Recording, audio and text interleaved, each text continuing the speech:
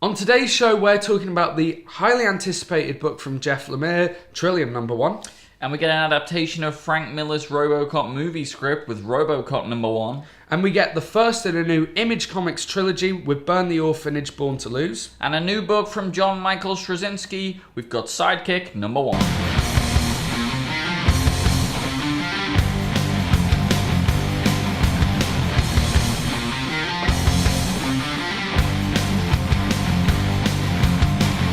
So, we talked a while ago, almost at the start of our show. It was close to start, yeah. One of our comic book news segments about a whole bunch of Vertigo books that were coming out, including The Wake from Scott Snyder, which we had. Been, gone. And we enjoyed. Well, it's not gone, it's still going. We enjoyed it. We did. We reviewed it. We did. Annotation, better. Haha, more work for Steve. Pretty sure that didn't happen on... Did it? Okay. I watched it on the tablet, so they don't come up. And the other book we talked about was Jeff Lemire's Trillium #1. Yeah, which we were both very excited about. Yeah. So Trillium is a sci-fi historical piece, all kind of... Not historical. Period? Not historical, Sci-fi, period. love story, epic scale. Time travel-y, interdimension. Yeah, it's still sort of up planetary. Yeah, well, as Jeff Lemire's stuff kind of is.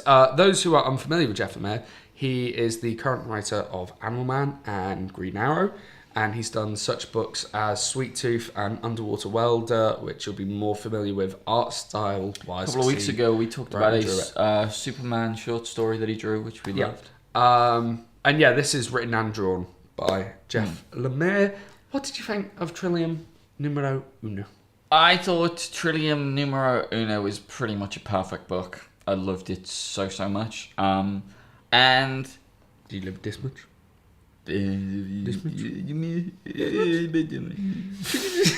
What is that voice? I don't know, it's French. No? Well, there goes our French viewers. No, I absolutely just adored this book, and I sort of thought that I would going in, and there was really high expectations, and they were completely met. I've been... The Guardians of the Galaxy and Nova have been coming out, and I've just been, because I want to read them in trade, I've just been craving this good sci-fi.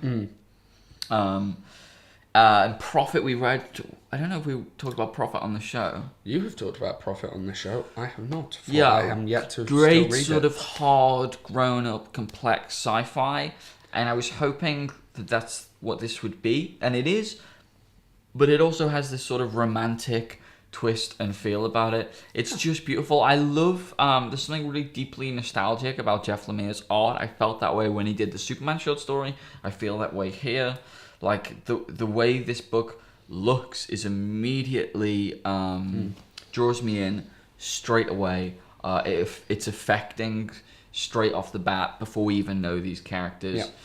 Characters are very interesting. It's so beautiful. The plot, which could have been, it is a sort of thick sci-fi plot. There's a page just of exposition, which usually I would hate, but it works really well here. Yeah. Because it's very well written. It's written as sort of a journal, and it's a commonly used trope, but it's just done very well, and it's interesting, more importantly, and it's set against the backdrop of this beautiful vista, so it's also really, really visually interesting. So it just works on so many levels for me. I honestly absolutely adored it. It might be one of my favorite single issues so far of the year. Stunning, absolutely loved it. It's so my perfect book, like everything. I don't really have anything to add. I agree with everything you've said. That's literally my review. I completely agree. The artwork was great. The writing was great. He's had an absolute blinder with this book. I literally have nothing more to add to what you've said. Yeah, I mean, it's just sort of, you just sort of burn through it, don't you? You want more, like, the intrigue, the way it's sort of different, the way it splits up the story. Which side did you prefer? First side. I prefer the second. Oh, did you? That's interesting to me. So he splits the sort of book up into two parts, telling sort of both sides of this story, and meet in the middle. Yeah, So there's like a meeting point, and we see how both characters get to that meeting point. I prefer the first bit because it was just like scratching my hard sci-fi itch. Like, I just loved it, and it was a familiar story. Yeah. It wasn't anything groundbreaking, but it was really, really well told, and I love the idea of the virus and the chasing and the metaphorical resonance that might have. So I just adored it. I loved it. Fantastic. The next book we're talking about is Burn the Orphanage, Born to Lose by Daniel Friedman and Sina Grace. It wasn't. No, Robocop. It's Robocop. We'll talk about that now. We'll save that for a bit. The next book we're talking about is Robocop, which is based on a script that Frank Miller wrote for a Robocop movie. Yeah. Which was never made.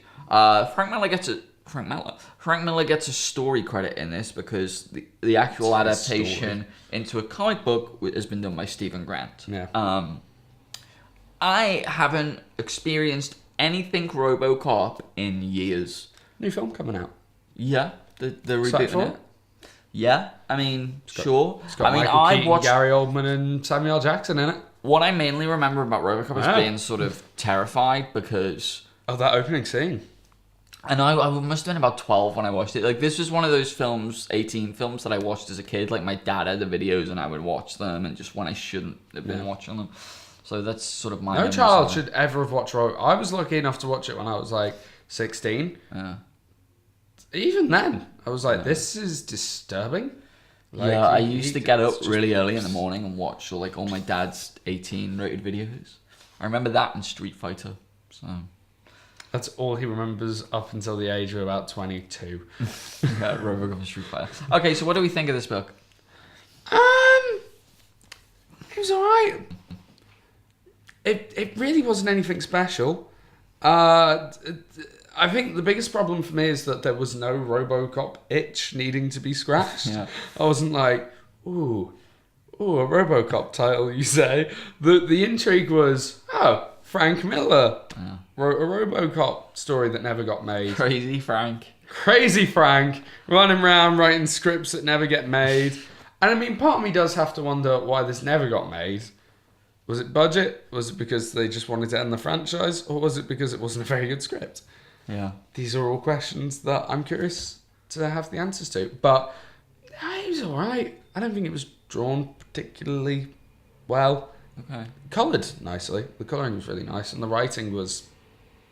sub. It's alright. It just, this book did nothing for me. Like, literally nothing for me. I don't know if you're gonna have something different to say about it. I liked it a bit better than that. Yeah. I felt like the story was kind of engaging, and I feel like I could feel like it was a movie. Do you know what I mean? I could see that this was the beginning to a larger story and to a story that was going to finish. Yeah. I felt which excited me, because I could actually get on board with this plot and think, okay, there's stuff happening, and it was engaging on a certain level. I agree that the coloring is very, very pretty. It really makes the book look nice. Yeah. So it was quite satisfying for me. Like, I definitely enjoyed it. I think that if it's by Boom. I don't know what the trade pricing's like, but if a trade came out in a couple of months' time, I might do if it was a good price and I had nothing else to buy that week.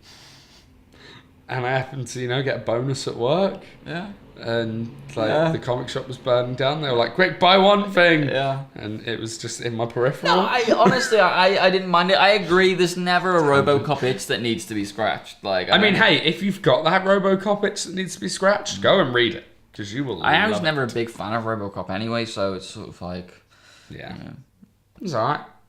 Okay, so the next book we're going to talk about is Burn the Orphanage. As we alluded to earlier. Yeah. Born to Lose, and it's the first in a trilogy of books by Daniel Friedman and Sina Grace, who did the artwork for Little Depressed Boy, which we talked about on... What was that? Was that an annotation? No. How did I get there? You just made a beep boop noise and all of a sudden that appeared. I'm scared. I hope they can see this part of the frame. She did Look Depressed Boy, we both loved Little Depressed Boy. Yeah. This is a very different look, I want to say.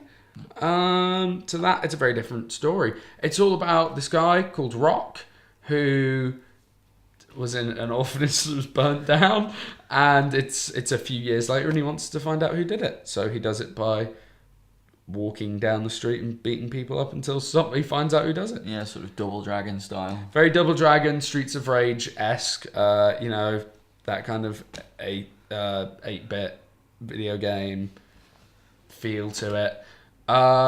Same with the character, the external cast, Bear, and I can't remember what the girl's name was, but they had that kind of team dynamic in there. Yeah. So what did you think of Burn the Born to Lose? Well, Orphanage, not the orphan. Don't burn never the burn the orphan. Like he's had an hard enough life. Keep him dry. Master Wayne. So I recommended that we read this because I read the thing. I read that it was sort of an homage to video games. It was a sort of revenge story. I really liked the cover and the art looked cool. So, I really felt like I was going to enjoy it. And it's weird because this book was everything I thought it was going to be. Yeah, I know exactly what you're going to say. But only now do I realize, didn't want to read that. Yeah, it was sort of like, all right, so we've got this thing, and it's a revenge story, and he's gonna basically just go around walk down the street, sort of punching people, and we're gonna set it out like a video game, like those old sort of Sega video games, and that's basically gonna be it, and that's the pitch, and I'm like, cool, great, cool, sign me up, but that was it. But you know what was cool about Streets of Rage and You get to do it Double yourself. Dragon? Yeah, as you were playing it, you know what wasn't cool? When you sat and watched two other people play it. Yeah. You're like, oh. I don't know. It was sort of fun in parts, but it just sort of didn't go beyond the premise. Yeah, it was fun when the homages were really there. Yeah. And it was like, I can see exactly the influence that's going on there. But then the kind of bits in between. Ultimately hollow. It was, there's some fun sort of self-referential, more adult bits of humour. Character of Bear, for example. There's some fun bits that go on there. And it was okay. It was just sort of like, it was just sort of hollow. It was just sort of flat, but enjoyable as well. I don't know. It's a really weird one to review. Yeah. I genuinely, It was exactly what I thought it was going to be, but nothing I didn't more. want that. Yeah, as it turned out. Yeah. Really odd book. It's easy to read. It's not unpleasant. No. I genuinely don't know what else to say about it. Yeah, it's an odd one, isn't it? Yeah, I wasn't too thrown on the art style, to be honest. Oh, I really liked it. It reminded me of Street Fighter. It's just, the character looks a lot like Ryu for a start, but it just, it had that look about it. It's a very simple color palette. Yeah. It's fun to look at. I don't know. I don't know, man. Dan, Yeah. what's the last book we're going to talk about today? You're going to tell us, aren't you? Or is it me? Okay, it's me. JMS, John Michael Straczynski. I said today, Trillium was one of my favourite single issues of the year. What was the other one? 10 Grand #1. Oh, was it? Written by... That you couldn't remember. Written by Straczynski. This book feels a lot like Watchmen to me because it's about sort of these made-up heroes in the real world, much darker than stories about tights usually are. Yep. And I even think there is a scene where there are two policemen in an apartment building, skyrise apartment building, and there's a smashed window. I don't think that's an accident. I don't feel like that can be an accident. Like, there's such a famous scene in Watchmen. I feel like it's got to be a reference to Watchmen. You've not read Irredeemable, have you? No. There's a scene in the first volume of Irredeemable where the character is standing there spying on a couple through a window. Again, that's a very adult book, very popular one. It's kind of referenced in this. Again. Yeah. So it does seem to... Okay, that's interesting. That's sort of... what if superheroes were in the real world and they were real three-dimensional people that had real problems? How would that work? In this particular story, we follow a sidekick who loses the guy who he's a hero, he's a sidekick to, and how he deals with all of that. Yeah. So how did you feel about this? So first of all, I didn't enjoy the art style in this book. Okay. Really, it reminded me of... Oh, I've forgotten it. I've completely forgotten what it reminded me of. But it reminded me of something that I didn't enjoy. It's a very plain and yet detailed art style that I don't really like. Like, they try and do simple, but they try and add detail. And there's a weird... Like, Chris Samney does a cartoony, simplistic, as does Mike Allred. And then you get guys like Alex Ross and Brian Bolland who do a really detailed thing. And this is kind of trying to do both and not working very well I think for a me. lot of that might be down to the sort of simple colouring. Yeah. Not mixing very well with the more complex lines. Yeah. It feels incomplete artistically. As far as the story goes, I was in it up until the last page. And then the little twister at the end, I was like, oh, I'm not into that. Not into that at all. The first opening pages where this sidekick's proper down on his luck and you get the whole, excuse me, madam. All right, let's just get this over with. Like, that was gold, that opening. And I wanted to see more of that depressed, down on his luck character. But I think the book goes in a very different direction for me. And I don't think it was something I was along for. I am almost positive there are going to be many people out there who are really going to enjoy this book. And they're really going to like where this went. But for me, it just felt... I don't want to say cheap. It didn't feel cheap because it's not like a Batman story or something where at the end you're like, oh, of course, this copped out at the last second because this is a new universe, new establishment, and I'm sure it's going to go somewhere. But for me, that wasn't the cliffhanger I wanted. I'm not connected enough to care. Yeah, like that. This fell a bit flat for me as well. I think, I don't know, Watchmen, I don't really want to compare it to Watchmen, but I think there is a good comparison because Watchmen sets up this world and it's so incredibly detailed and so kind of fully fleshed out. Like, this feels like it could be good if more time was taken. Like, where we start and where we end in, like 24 pages, I think that happens way too quickly. Yeah. We don't have time to experience this world, what it's about. It's all just, everything's just sort of happens in flashes. You know, when we read 10 Grand, that's something, it takes place in real time and, you know, it's sort of methodical in its approach. But this, it's sort of told in these weird jump cuts and flashes. So I didn't really feel like I could get invested in it. I wasn't invested in it. It felt quite hollow to me and quite empty.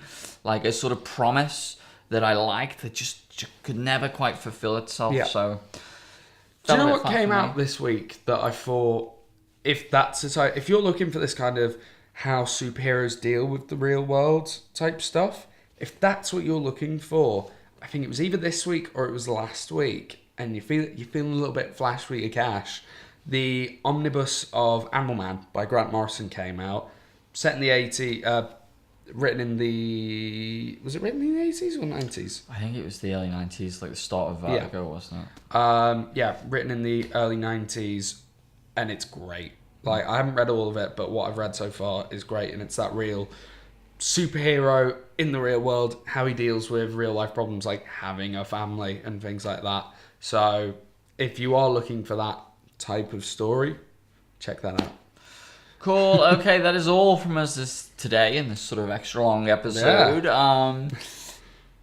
Let us know what you thought. Let us know what you thought of this week's books. There's a lot of them. Did you love Trillium as much as we do? Do you have a Robocop itch that needed to be scratched? A Robocop itch? Let us Let us know in the comments below or on Twitter at Comic Book Show 1. Yep. And then you can join us on Wednesday where we are going to be playing some Secret Identity stuffs. Yes, we are. And on Friday, we are going to talk about some more of the books that we've been reading.